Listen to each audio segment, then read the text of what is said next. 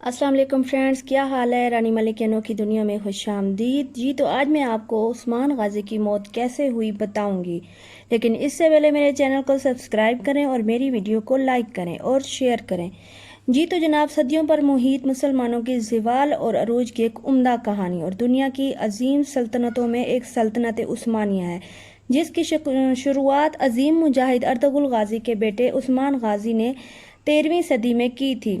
Friends, یہ وہ زمانہ تھا جب روم کے مشرقی حصے میں بازنطینی حکومت اختتام کی طرف بڑھ رہی تھی اور مغربی ایشیا میں موجود اناطولیہ چھوٹے چھوٹے قبیلوں میں بٹا ہوا تھا، اور عثمان غازی انہی میں سے ایک چھوٹے قبیلے سغوت کے ترک سردار تھے، جو 13 فروری سن 1258 کو پیدا ہوئے اور ارطغرل کے سب سے چھوٹے بیٹے تھے۔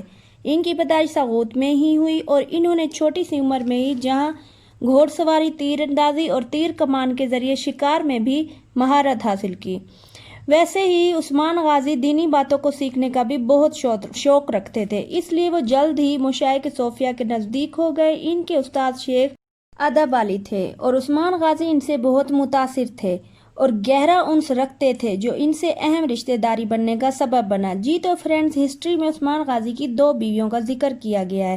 عثمان غازی نے پہلی شادی اپنے استاد ادب علی کی بیٹی رابعہ بالا خاتون سے کی، جن سے ان کا ایک بیٹا ہوا جس کا نام علاء الدین پاشا تھا، اور عثمان غازی نے دوسری شادی عمر عبدالعزیز کی بیٹی مال خاتون سے کی، جن سے ان کی ایک بیٹی اور 5 بیٹے تھے۔ ان کے بیٹے ارحان غازی، بازارلی بے، حمید بے، مالک بے اور کوبن بے تھے، اور بیٹی کا نام فاطمہ تھا۔ فرینڈز، عثمان غازی نے 1281 تک اپنے والد ارطغرل غازی کے ساتھ مل کر بہت سی جنگیں لڑیں اور اپنے باپ ارطغرل غازی کی وفات کے بعد ان کے گدی نشین ہوئے اور اپنے باپ کے قبیلے، جسے کائی قبیلے کا نام دیا گیا تھا، اسے سنبھالنے لگے۔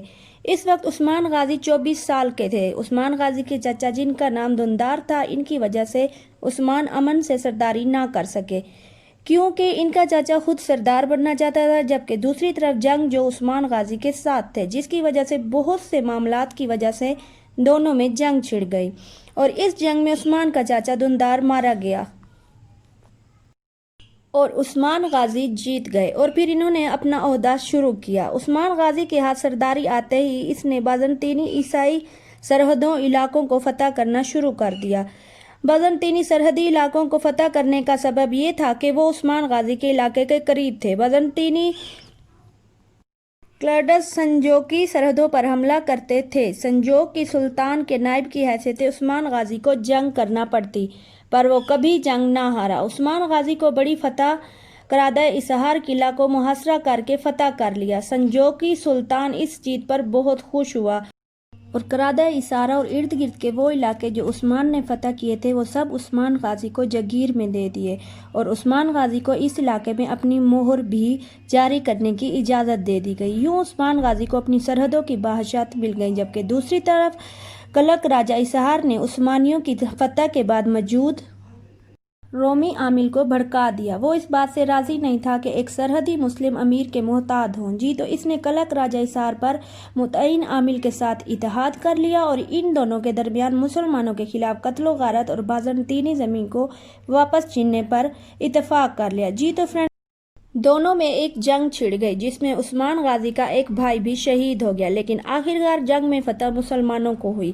کہتے ہیں اس فتح کے بعد پہلی دفعہ عثمانیوں نے شہر میں موجود کلیسا کو مسجد بنایا، جہاں پہلا خطبہ پڑھا گیا اور پہلا قاضی رکھا گیا۔ عثمان غازی نے اس شہر کو بلاد روم کی جانب پیش قدمی کے لیے مرکز جاری کیا جی جناب۔ عثمان غازی کی یہ اس وقت کی سب سے بڑی کامیابی تھی۔ اس کے بعد عثمان غازی کا مقصد بازنطینی علاقوں کو فتح کرنا تھا، لیکن اس دوران سلجوق علاء الدین کی وفات ہو گئی۔ سلجوق علاء الدین کی وفات کے بعد غیاث الدین مقصود کا دور چل پڑا، جو زیادہ عرصہ نہ چل سکا۔ یہ بھی کہا جاتا ہے کہ غیاث الدین مقصود کی وفات کے بعد، کیونکہ ان کی کوئی اولاد نہیں تھی، اس لیے تمام وزراء اور معزز لوگ جمع ہوئے اور عثمان غازی کو کہا کہ وہ یہ سلطنت سنبھال لیں، جس پر عثمان غازی نے ان کی درخواست قبول کر لی اور خود سلطان بن گیا۔ اور پھر منگولوں اور سلطنت کونیا کے خاتمے کے بعد عثمان غازی کی سلطنت خود مختار ہو گئی، جو بعد میں سلطنت عثمانیہ کہلائی۔ اس کے بعد عثمان غازی نے عوام کے لیے بہت کچھ کیا۔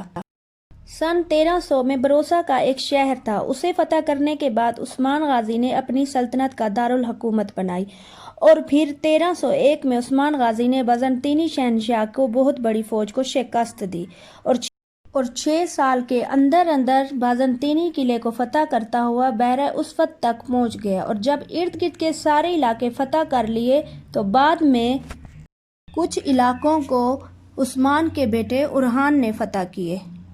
इसके बाद उस्मान गाजी ने बरोसा के इर्द गिर्द बुलंद किले तामीर किए और इन्होंने मुहासरा कर लिया और बरोसा का मुहासरा 11 साल तक जारी रहा। इस दौरान उस्मान गाजी बीमार हो गए और इनसे ये जिम्मेदारी पूरी ना हो सकी, तो इन्होंने ये जिम्मेदारी अपने बेटे उरहान को दे दी और ख़ुद वापस दारुल हुकूमत लौट आए। कहते हैं उस्मान गाजी का ये आखिरी मुआरका था जो बाद में कामयाबी से फतह हुआ और बरोसा नामी कुफ़ार के किले को फतह करने के बाद सन 1326 को उस्मान गाजी का इंतकाल हो गया।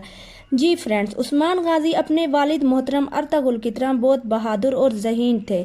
उन्हें अपनी आवाम के साथ बहुत प्यार था और वो अपना माल यतीमों गरीबों को बांटने के बाद अपने सिपाहियों को भी बांट देते थे और बहुत ही रहम दिल थे। इन्होंने पूरी लाइफ कभी दौलत जमा नहीं की। इसके बाद ये रिवाज बन गया कि हर आने वाले बादशाह को तख्त पर बैठने से पहले इनकी कमर से उस्मान गाजी की तलवार बांधते थे और दुआ दी जाती कि खुदा उस्मान गाजी जैसी खूबियाँ पैदा करे। जी तो जनाब, आपको मेरी वीडियो अच्छी लगी हो तो कमेंट्स में ज़रूर बताइएगा कि मेरी वीडियो आपको कैसी लगी। तो मिलते हैं नेक्स्ट वीडियो में। अल्लाह हाफिज़।